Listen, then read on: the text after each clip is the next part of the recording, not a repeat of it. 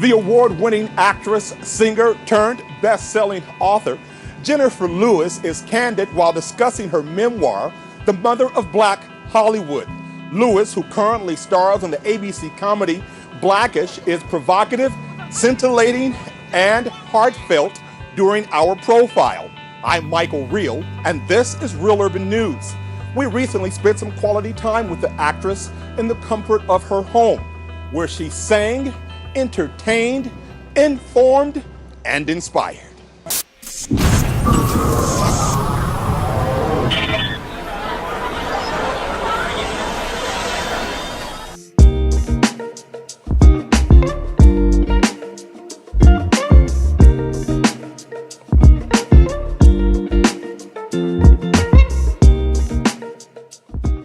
Miss Lewis, you clearly live in the now, telling your Valentine's Day story, which was really tragic. Thank you.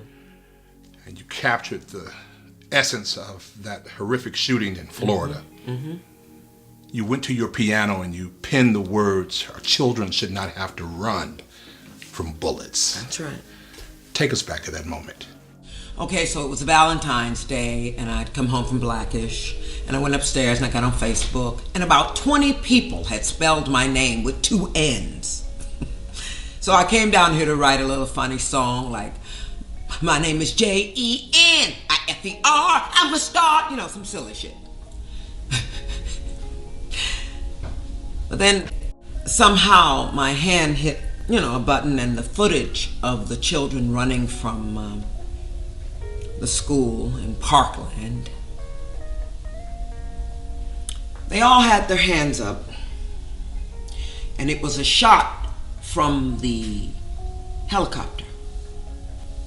So I could clearly see that one kid's hands, instead of being above his head, they were out front. And I knew instantly that baby was in shock. In so much shock that he couldn't lift his arms all the way. As a child. And they were running from bullets.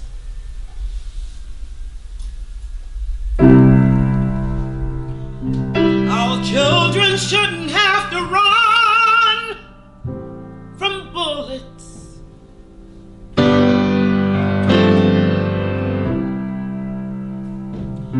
They should never ever even see a gun. They should be somewhere having fun, but our children shouldn't have to run from bullets.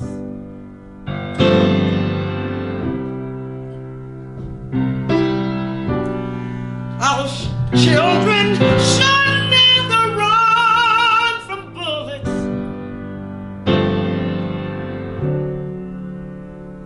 America, shame. America, we've got to change. America, we got to change.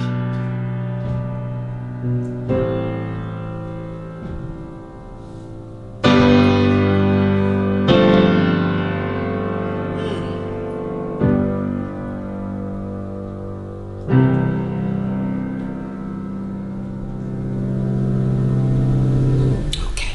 That's powerful. I was talking about all the damage those shootings do. You don't have to be shot to be traumatized and damaged and feel betrayed by your country and abused, and then you're afraid to go to school. I had heard a horrible story about a little girl, 6 years old. She said to her mother, "Mama, can I have some new shoes? Because mine light up and the gunman is gonna see my feet and shoot me." The anguish that you felt and are able to display, is that because your mother. I love my daughter, Charmaine. I want her children to have air to breathe. I want her children to know that when our people took the hoses and the dogs, that it was not in vain that they did that. I want my daughter's children to know that we came over in the bowels of ships, in our own bile and vomit and pain and sores, being raped and molested, abused, babies thrown off the ships. I've never told this story, but my great-grandmother was found in a cotton field with 2 babies, 2 dead babies in her arms. My mother told me the story. I had never heard it. I was interviewing my mother for the book. She knew I was writing this book. She has passed away since. She told me a story about my great-grandmother in the cotton fields. Now, I didn't know that they would give the slaves a section, and that's how they kept an eye on them. This was your section, nigga, and you didn't pick enough cotton. And they put them on a tree and beat them. I didn't know they had been assigned sections. That's because, of course, we weren't taught that in school. So they found my grandmother. She had 2 dead babies in her arms. So you see, I owe. That's why I'm ferocious. That's why I'm an alpha female. That's why I pursue happiness for everyone.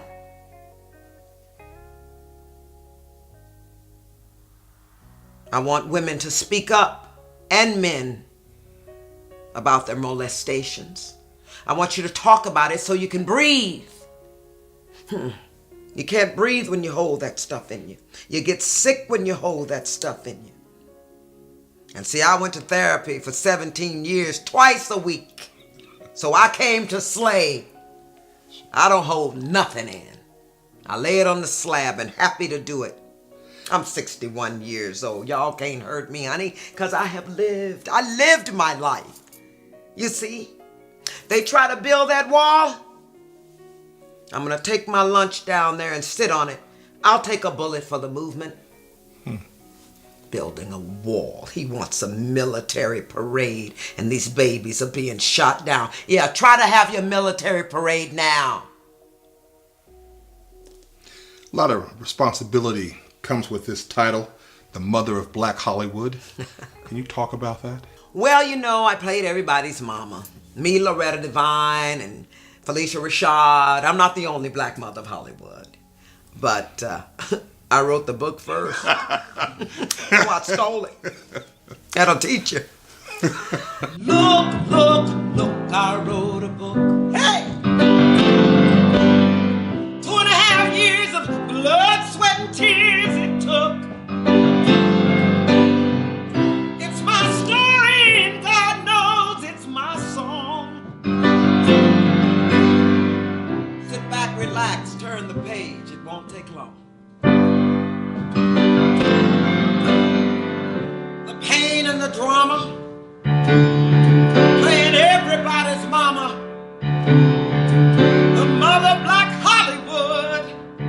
Everybody's telling me it's so good, so look. Ha.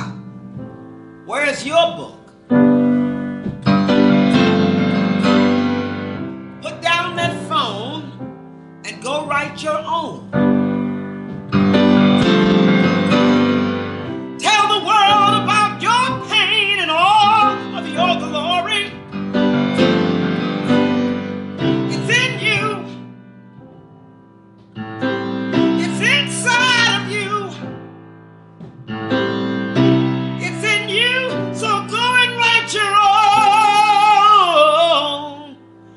your own story. There are many, many, many black mothers of Hollywood. Lots of white mothers of Hollywood. It's a responsibility in that I had to write the book to tell my story and to sing my song. You know, I was typecast as the mother for, I think, 40 movies? Everybody from Tupac to Whitney to Gabrielle, Taraji, Kevin Hart, goes on and on. And I've been proud to play that middle-aged black woman that is full of that wisdom. I give her sass, but I give her warmth. I'm representing a powerful demographic. Come on now. Black women. Hey, ages what? 35 to 65 are my biggest fans on social media. So you see, I owe to represent us as educated, fun, funny, sassy, demanding, tough love. That's what a black mama is. Your mother, Dorothy Mae Johnson. Yes. You write a great deal about her in this book. And I was reading, and I was, as you would say, using your word, I was captured by this story where this is after your mother has passed, and your sister sent you a box. Yes. And you open this box, you think it's some belongings, and it's really just a scrapbook of your life. How powerful. My mother kept everything from when I was a baby. My little baby shoes. She had my little cap from when I was a brownie. My little Girl Scout button.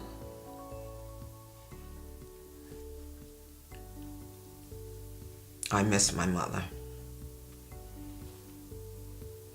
She kept everything.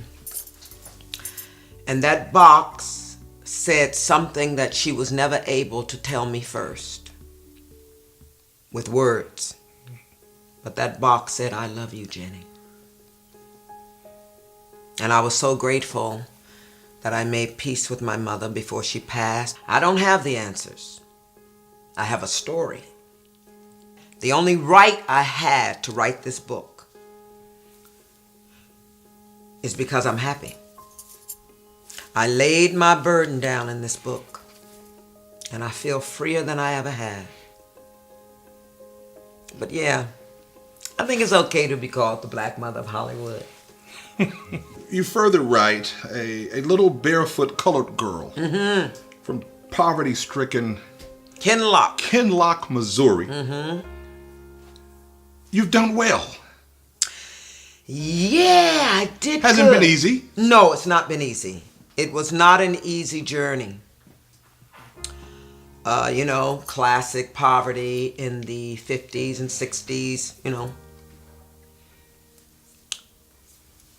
tar rooftops, coal stoves. My brother's here right now. He used to bring in the cold. He had to bring in the cold and 20 below zero in that Midwest St. Louis weather. We were poor. My mother cleaned white people's houses. She kept us fed, clothed, sheltered. The heat wasn't on. We had to get cold. The lights weren't on. We lit a candle. Tornado hit the house and filled it with holes. Looked like a porcupine the next morning. We had to stick paper in there to insulate. My sister Robin talks about that. But my mother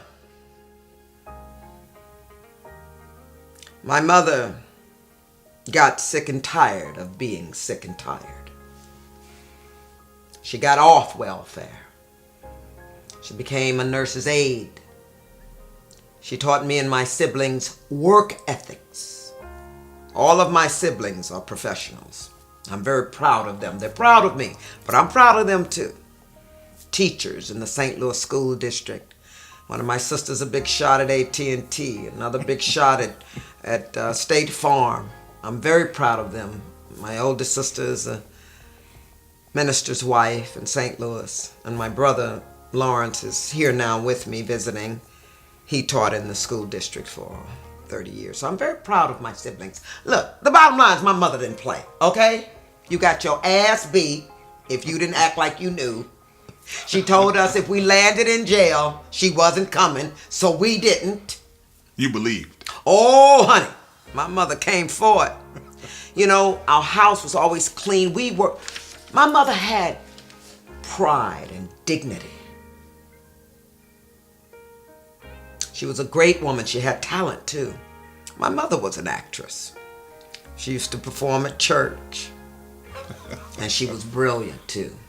She was a wedding coordinator, very talented and creative with her hands. She made flowers, decorated for weddings, and she was a den mother for the Boy Scouts. So you saw her in action? I saw her in action, and like I said, I tried to quit college. Oh, honey, she came out there and put me in her car. She said, I didn't scrub those white people's toilets for you to quit. Woo! I didn't quit either. I got that degree and gave it to her. Put it in her hand. I said, here, Mom. And I ran on off to New York. But my mother was a strong black woman. What do you say to black women now? We see black women in powerful positions in corporate America. Yes. Mm-hmm. We see black women in Hollywood in powerful positions. Mm-hmm.